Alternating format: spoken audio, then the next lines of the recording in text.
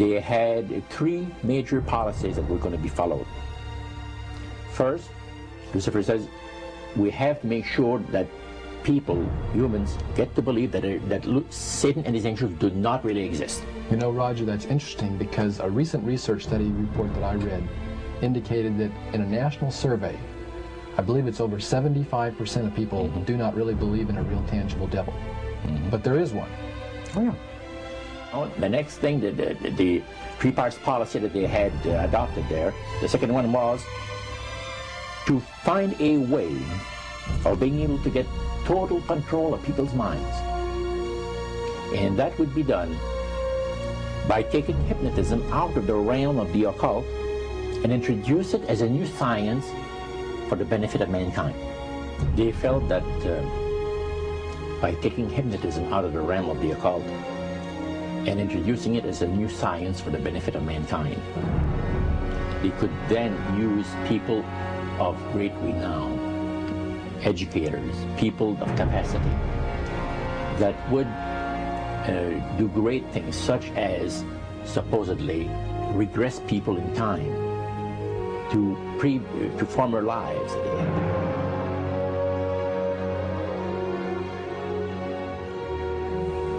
And of course, after the session is over, the person would not know a thing about ancient history. And the person she or he has talked about performing, certain deeds, let's say, 3,000 or 4,000 years ago.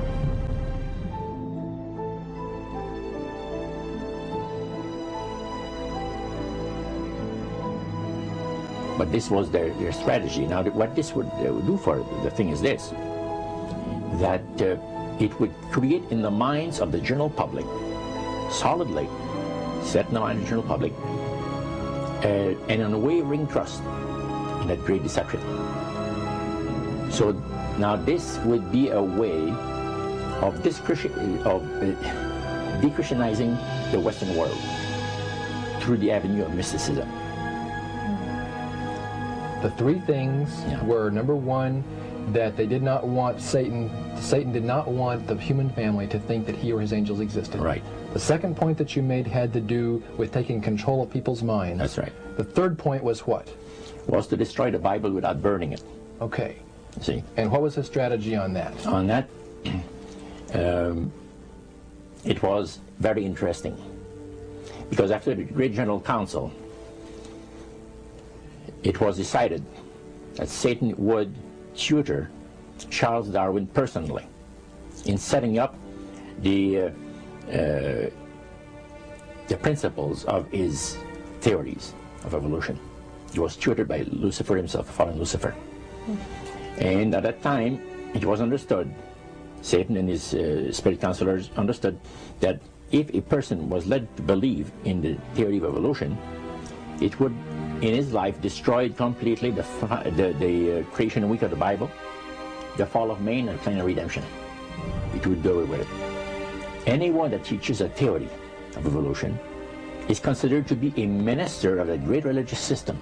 And he said that every teacher of that theory is recognized by the spirits as a person of great value and receives a very special unction from Satan himself, giving great power to induce spiritual blindness, to convince and convert.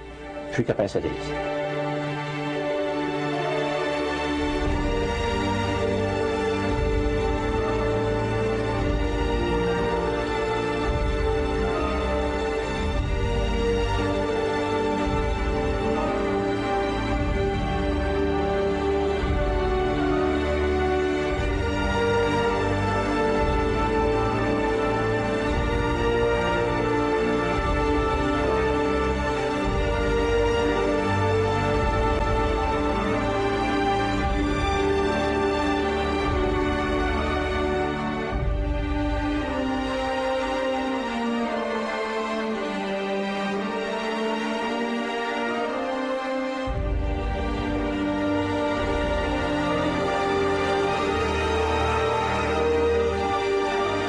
This is the grain plane, the Master's grain plane. for harvesting the nations, for harvesting the multitudes of the earth into his cause, just before the close of the great controversy between the forces of good and evil. It's going to be done in a unique manner. This grand plan is going to take people are going to eat the stuff, because it says spirits, demon spirits, will declare themselves to be inhabitants of far distant planets in the galaxies that are coming to warn the inhabitants of planet Earth of the impending destruction of the planet unless something seriously proper is done to avoid it.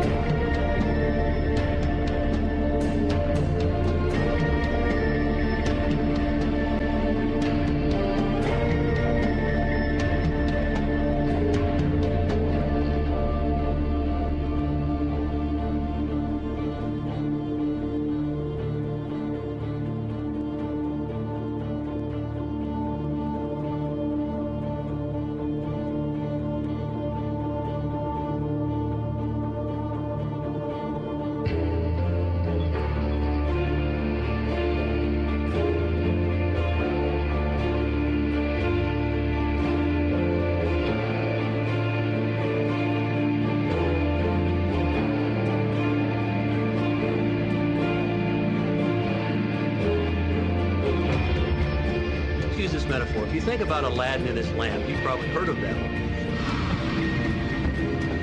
The genie always says one thing. Your wish is my command. You know, the universe is this great genie, and your conscious mind is Aladdin. It formulates the intention of what you choose for your life.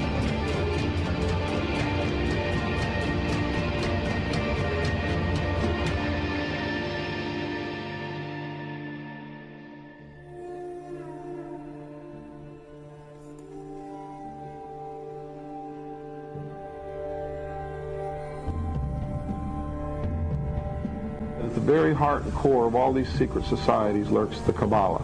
It is a method of encoding information through a system of mathematics and numbers. These people that belong to the secret societies never dared to write down in any language what they knew, what it was that they were guarding, because then someone could steal it and then the secret would be out.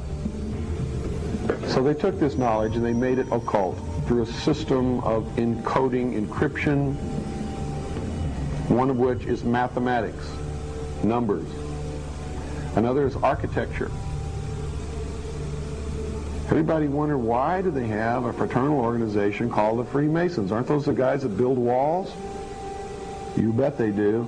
But every wall they build contains the secrets that have been kept and maintained throughout the ages, and it's encoded in the architecture and in the measurements of the buildings and in the mathematical formulas used to derive the geometry, the shape, the length and breadth and height of rooms.